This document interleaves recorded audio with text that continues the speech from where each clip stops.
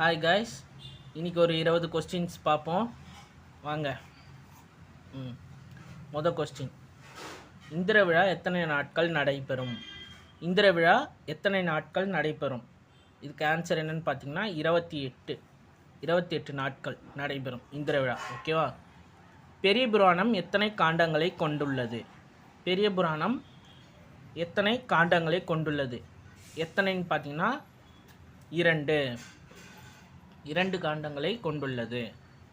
ஓகேவா? மூணாவது கொஸ்டின், சைவ உலகத்தின் செஞ்ஞாயிறு என்று போற்றப்படுபவர் யார்? சைவ உலகத்தின் செஞ்ஞாயிறு என்று போற்றப்படுவர் யார்? யாருன்னு பார்த்தீங்கன்னா திருநாவுக்கரசர். ஓகேவா? நாலாவது கொஸ்டின், வீருடை செம்மொழி தமிழ்மொழி உலகம் வேரூன்றிய நாள் முதல் உயிர்மொழி என்று தமிழின் பெருமைகளை பறைசாற்றியவர். வீருடை செம்மொழி தமிழ்மொழி உலகம் வேரூன்றிய நாள் முதல் உயிர்மொழி என்று தமிழின் பெருமைகளை பறைசாற்றியவர் யாருன்னு பார்த்தீங்கன்னா பாவலரேறு பெருஞ்சித்திரனார். யார்? பாவலரேறு பெருஞ்சித்திரனார். ஓகேவா? அஞ்சாவது கொஸ்டின் பார்ப்போமா? எத்திராசலு என்கிற அரங்கசாமி என்ற இயற்பெயர் கொண்ட கவிஞர். எத்திராசலு என்கிற அரங்கசாமி என்ற இயற்பெயர் கொண்ட கவிஞர் யாருன்னு பார்த்தீங்கன்னா வாணிதாசன். வாணிதாசன் தான் எத்திராசலு என்கிற அரங்கசாமி. ஓகேவா? ஆறாவது, சாதியும் மதமும் சமயமும் தவிர்ந்தேன் குப்பையும் தனந்தேன் என பாடியவர். என்னது?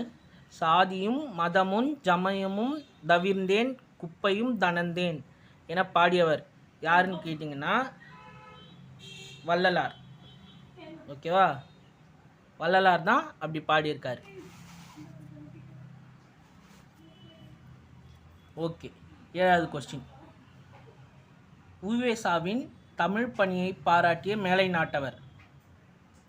உவேசாவின் தமிழ் பணியை பாராட்டிய மேலை நாட்டவர் யாருன்னு பார்த்தீங்கன்னா சூலியல் வின்சோன்.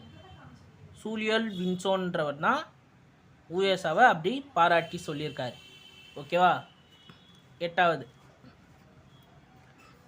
எல்லா மனிதர்களையும் ஒரே மாதிரியாக நடத்துவது சமத்துவம் என்றவர். எல்லா மனிதர்களையும் ஒரே மாதிரியாக நடத்துவது சமத்துவம் என்றவர் யாருன்னு பார்த்தீங்கன்னா அண்ணல் அம்பேத்கர். அண்ணல் அம்பேத்கர் தான் அப்படி சொல்லியிருக்காரு. ஒன்பதாவது கொஸ்டின், தமிழகத்தில் காந்தியடிகள் மேடை பேச்சினை மொழிபெயர்த்தவர். தமிழகத்தில் காந்தியடிகள் மேடை பேச்சினை மொழிபெயர்த்தவர் யாருன்னு கேட்டிங்கன்னா திருவிக்கா. திருவிக்கா தான் காந்தியடிகளோட மேடை பேச்சை மொழிபெயர்த்திருக்காரு. ஓகேவா? அடுத்தது 10வது கொஸ்டின், வாணிதாசனுக்கு வழங்கப்பட்ட விருது.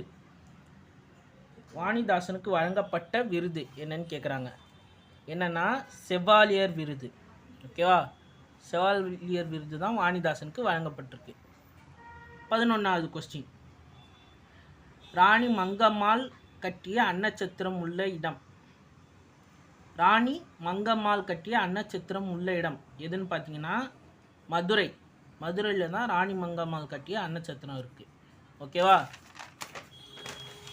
நெக்ஸ்ட்டு 12வது கொஸ்டின், ஓர் அணுவினை சதக்கூறிட்ட கோணினும் உளன் என்று கூறியவர் யார்? ஓர் அணுவினை சதக்கூறிட்ட கோணினும் உளன் என்று கூறியவர் யார்? யாருன்னு பார்த்தீங்கன்னா கம்பர். கம்பர் தான் அணுவை பற்றி பாடியிருக்காரு. ஓகேவா?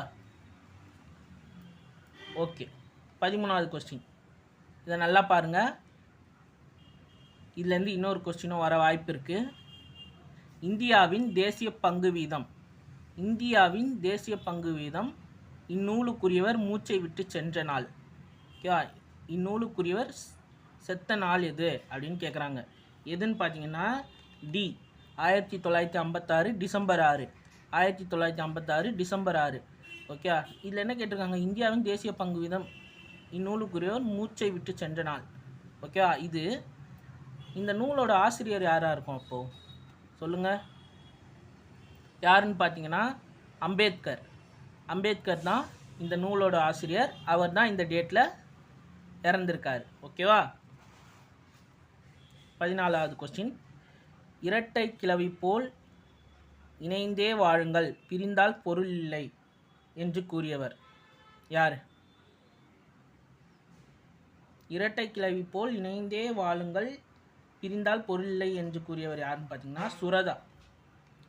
சுரதா தான் அப்படி சொல்லியிருக்காரு. ஓகேவா?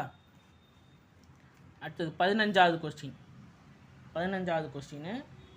முனுசாமி மங்களம் இணையருக்கு பிறந்த மங்கை.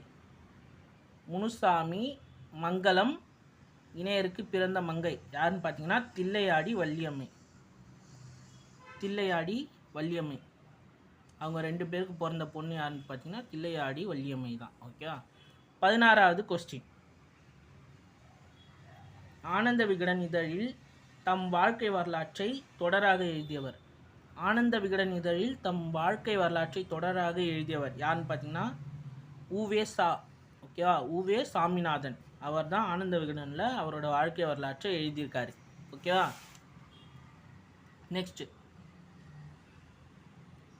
கீழ்ச்சாதி மேல் சாதி வேற்றுமை தீண்டாமை கொடுமைகள் அகல எல்லோருக்கும் கல்வி தேவை என்று கூறியவர். கீழ்ச்சாதி மேல் சாதி வேற்றுமை தீண்டாமை கொடுமைகள் அகல எல்லோருக்கும் கல்வி தேவை என்று கூறியவர் யாருன்னு பார்த்தீங்கன்னா பெரியார். பெரியார் தான் அப்படி சொல்லியிருக்காரு. 18வது கொஸ்டின். சரஸ்வதி பண்டாரம் என அழைக்கப்படுவது. சரஸ்வதி பண்டாரம் என அழைக்கப்படுவது எதுன்னு பார்த்தீங்கன்னா புத்தகசாலை. புத்தகசாலையை தான் அப்படி சொல்கிறாங்க. ஓகேவா? நெக்ஸ்ட்டு 19வது கொஸ்டின். நோய்க்கு மருந்து இலக்கியம் என்று கூறியவர். நோய்க்கு மருந்து இலக்கியம் என்று கூறியவர் யாருன்னு பார்த்தீங்கன்னா மகாவித்வான் மீனாட்சி சுந்தரம் பிள்ளை. ஓகேவா? மகாவித்வான் மீனாட்சி சுந்தரம் பிள்ளை தான் நோய்க்கு மருந்து இலக்கியம் அப்படின்னு கூறியிருக்காரு. ஓகேவா? நெக்ஸ்ட்டு. தமிழக அரசின் முதல் அரசவை கவிஞர் யார்? தமிழக அரசின் முதல் அரசவை கவிஞர் யார்? யாருன்னு பார்த்தீங்கன்னா கவிஞர் வே ராமலிங்கனார். ஓகேவா? இது இம்பார்ட்டன்ட் கொஸ்டின், நோட் பண்ணிக்கோங்க. தமிழக அரசின் முதல் அரசவை கவிஞர் யாருன்னு கேட்டிங்கன்னா கவிஞர் வே ராமலிங்கனார். ஓகே காய்ஸ், இன்னைக்கான 20 கொஸ்டின்ஸ் பார்த்தாச்சு. பார்த்தவங்க சப்ஸ்கிரைப் பண்ணிக்கோங்க.